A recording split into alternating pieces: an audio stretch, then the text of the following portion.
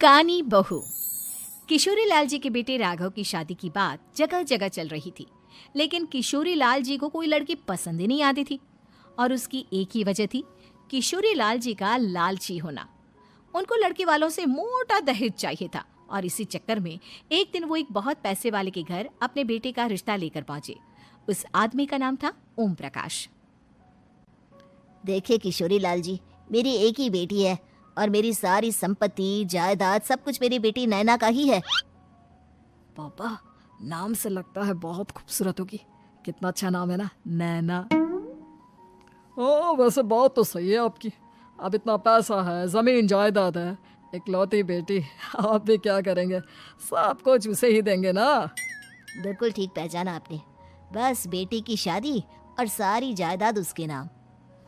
पापा, बिना देखे हाँ कर दीजिए ना। इतना अच्छा रिश्ता फिर कहाँ मिलेगा? माला माल हो जाएंगे हम। मैं अपनी बेटी को बुलाता हूँ। अरे नहीं नहीं नहीं नहीं, आपकी बेटी का नाम नैना है, सुनकर ही लगता है बहुत सुंदर होगी। रहने दीजिए अंकल, मैं तो आपकी बेटी के नाम से ही इतना खुश हो गया हूँ कि उसे बिना देखे शादी करने को तैयार हूँ।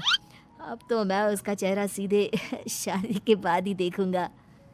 और इस तरह राघव नैना का चेहरा नहीं देखता और उससे शादी कर लेता है। शादी के बाद अपनी सुहाग रात पर जब राघव नैना का घूंघट उठाकर देखता है तो नैना की आंखें बंद थी। कितनी खूबसूरत हो तुम नैना, जरा अपनी आंखें खोलकर मेरी तरफ देखो तो सही। नहीं, मुझे शर्म आती है। अरे, मैंने तुम्हें शादी से पहले भी नहीं देखा, और अब अगर तुम आंखें खोलकर मुझे देखोगी भी नहीं तो मुझे अच्छा कैसे लगेगा? इससे पहले कि नैना अपनी आंखें खोलकर राघव की तरफ देखती, अचानक से लाइट चली गई और राघव नैना को पूरी तरह से देख भी नहीं पाया। अगली सुबह नैना राघव के लिए नाश्ता बनाकर लेकर आई। अरे ये क्या, आधा पराठा सेका हुआ है और आधा बिल्कुल कच्चा। ये तुमने क्या किया नैना? बहू, तुमने क्या आधा पराठा तवे से नीचे लटका कर रखा था, जो आधा सिका है और आधा कच्चा? मुझे जितना दिखेगा उतना ही तो सीखूंगी ना पापा जी। जहाँ जहाँ मुझे नजर आ रहा था वहाँ मैंने सीख लिया, जहाँ जहाँ नहीं दिखा वहाँ कच्चा रह गया होगा। इसका क्या मतलब है? ये कैसा मजाक कर रही है तुम? अरे बहू, तुमने इतना लंबा घूंघट क्यों लगाया हुआ है? देखो, हमारे घर में बहुओं को बेटी की तरह रखा जाता है, और फिर तुम तो इतना सारा माल लेकर आई हो।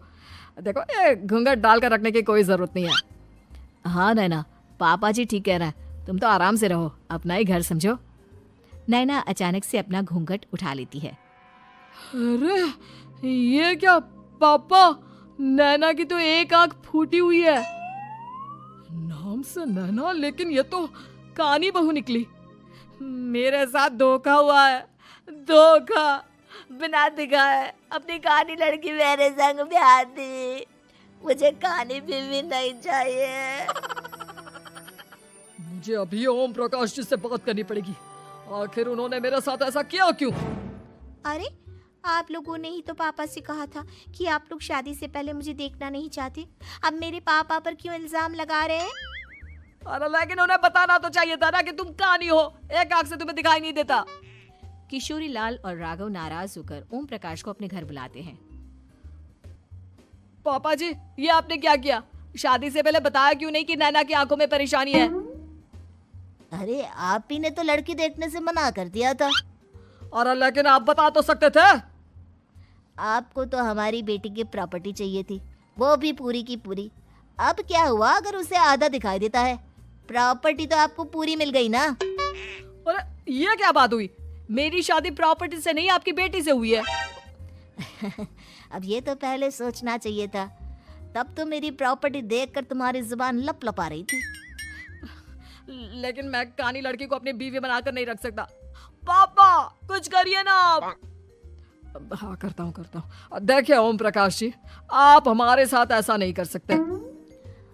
और तुम देखो, अगर तुमने मेरी बेटी से शादी तोड़ी ना, तो जो भी प्रॉपर्टी मैंने तुम्हें दी है वो तो पूरी की पूरी वापस ले ही लूंगा, और आधी प्रॉपर्टी तुम्हारी भी लूंगा। अरे, मेरी आधी प्रॉपर्टी भला क्यों लेंगे आप? इसलिए क्योंकि मेरी बेटी को आधा नजर आता है और उसकी नजर अभी तक तुम्हारी आधी जायदाद पर ही पड़ी है। अब तुम उसे घर से निकालोगे तो कुछ तो लेकर जाएगी ना। और अगर हम आपकी बेटी को अपने घर की बहू बनाकर रखे तो? तो तुम्हारी पूरी प्रॉपर्टी तुम्हारी ही रहेगी, और जो मैंने तुम्हें दिया है ना उसमें से बस मैं आधा लेकर जाऊंगा। अरे लेकिन अब आप अपनी दी हुई प्रॉपर्टी में से आधी वापस क्यों लेकर जाएंगे?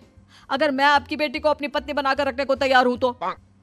इसलिए ताकि भविष्य में अगर तुम मेरी बेटी को धोखा दो तो उसके पास कुछ तो रहे जो पति का हो। वैसे मेरे पास तो बहुत कुछ है, लेकिन अपने पति की कोई निशानी तो उसके पास होनी चाहिए ना। अब अगर तुमने मेरी बेटी को कहानी कहा तो तुम्हें प्रॉपर्टी भी कहानी ही मिलेगी, पूरी नहीं। जमाए राजा। किशोरी लाल और राघव समझ चुके थे कि वो बुरी तरह फंस चुके हैं और अब उनके पास वहां से निकलने का कोई चारा नहीं है। अब समझ में आया ना, लालच बुरी बला होती है। एक तो तुम्हें प्रॉपर्टी मिली, ऊपर से बीवी मिली, उसमें तुम्हें नखरे भी दिखाने हैं। आए बड़े, चुपचाप बैठो दोनों। कुछ दिनों के बाद नैना राघव की कार लेकर बाजार घूमने निकलती है और जब कार लेकर वापस आती है, ये क्या, एक तरफ से मेरी गाड़ी पूरी खराब हो चुकी है। लगता है तुमने मेरी गाड़ी को किसी दूसरी गाड़ी के साथ एक्सीडेंट किया है। अरे अरे, कितना बड़ा नुकसान कर दिया तुमने बहू। वो क्या है ना पापा जी, मुझे एक आंख से दिखाई नहीं दे रहा था, सामने से गाड़ी आ रही थी।